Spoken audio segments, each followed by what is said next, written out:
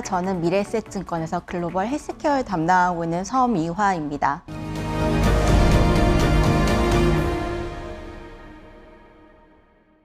오늘은 글로벌 바이오텍 헬스케어 섹터에 대해서 말씀드리도록 하겠습니다. 국내 헬스케어 인덱스 추이를 제가 가지고 왔는데요.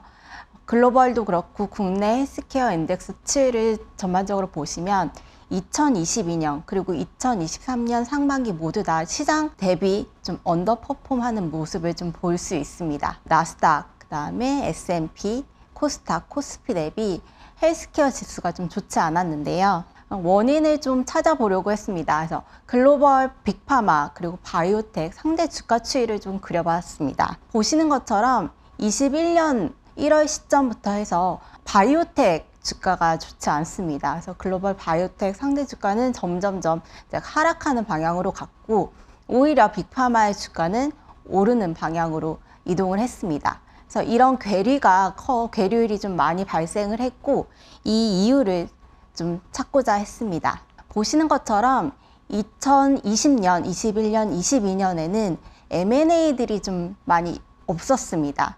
특히나 21년, 22년 같은 경우에는 300억 달러 이상의 매가딜이 발생을 하지 않았습니다.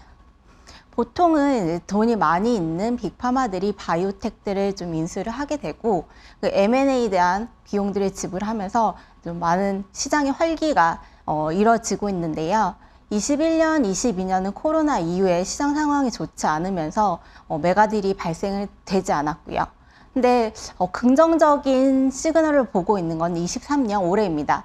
430억 달러의 빅딜이 나타났습니다. 화이자가 시젠이라는 바이오텍을 인수하겠다라고 발표를 했는데요. 430억 달러는 굉장히 큰 규모였고, 그에 따라서 오른쪽 그래프 보시는 것처럼 전체 평균 딜 규모도 굉장히 커졌습니다. 그래서 19년 이후로 20년, 21년, 22년은 M&A에선 좋지 않은 상황이었지만 다시 23년 M&A 활기가 예상된다라고 보고 있습니다. 화이자가 시젠이라는 회사를 샀는데, 그 시젠이 하고 있는 일이 ADC라는 의약품을 만드는 일이었습니다. ADC 같은 경우에는 항체에 독성 물질을 달아서 암세포를까지 선택적으로 암세포를 찾게 되고, 그 암세포에 들어가서 독성 물질을 내뿜으면서 암세포를 죽이는 그런 기전을 가지고 있습니다. 시젠이 이런 기술을 가지고 있었고, 이 기술을 가지고 있는 3개의 의약품을 이미 시장에 출시를 했습니다. 시젠은 굉장히 많은 ADC 치료제를 상업화를 시켰고, 2011년 이후에 한 12개 정도의 ADC 의약품이 시장에 출시가 되었습니다. 2028년 정도의 시점에서는 이 ADC 치료제가 330억 달러까지 성장할 거다라고 예상을 하고 있습니다. 이런 ADC 기술이 굉장히 요즘에 각광받고 있는데, 그 다음에 좀 올해 한 번 더 관심을 받게 될 기술에 대해서 한번 설명드리도록 하겠습니다. 두 번째 말씀드리고 싶은 기술은 유전자 가위 기술입니다. 이 유전자 가위 기술 같은 경우에는 그림 보시는 것처럼 우리 몸에 있는 DNA, 타겟이 되는 DNA를 찾아가서 그 DNA를 절단한 뒤에 바꾸거나 지워버리거나 그런 방법을 통해서 이 DNA를 조작하는 기술을 의미합니다. 이 유전자 가위 치료제 같은 경우에는 성장이 예상된다라고 제가 말씀을 드리고 있는데, 그 이유는 올해 말에 엑사셀이라는 유전자 가위 치료제가 처음으로 FDA 승인을 받지 않을까라고 예상을 하고 있기 때문입니다.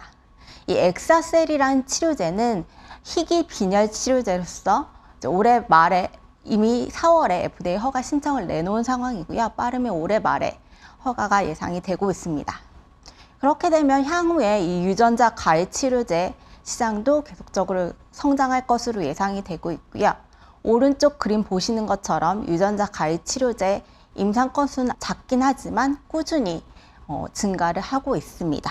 또한 유전자 가위 치료제 관련 기업들이 해외는 조금 많이 있는데요. 이 기업들도 과거의 주가 퍼포먼스가 굉장히 좋지 않았습니다. 특히나 그 유전자 가위 치료제 허가를 앞두고 있는 크리스퍼 테라피틱스라는 회사 같은 경우에도 주가 굉장히 많이 빠져 있는 상황에서 엑사셀 허가에 대한 기대감으로 주가 다시 상승하고 있습니다. 전반적으로 유전자 가위치료제 기업 주가가 좋지 않은 상황에서 12월 또는 11월에 이 유전자 가위치료제가 처음으로 FDA 허가를 받으면 이 시장에 대한 전망이 더 좋아질 것으로 예상을 하고 있습니다. 앞서 말씀드린 것처럼 이런 하나하나 기술에 대한 관심이 많이 쏠릴수록 바이오텍에 대한 관심도 더 많아질 것으로 예상을 하고 있습니다. 앞서 말씀드렸던 내용처럼 하반기에는 글로벌 바이오텍, 국내외 바이오텍 기업들이 작년 그리고 상반기보다는 더 나아질 것으로 기대하고 있고요. 지금까지 미래에셋증권 서미화였습니다. 감사합니다.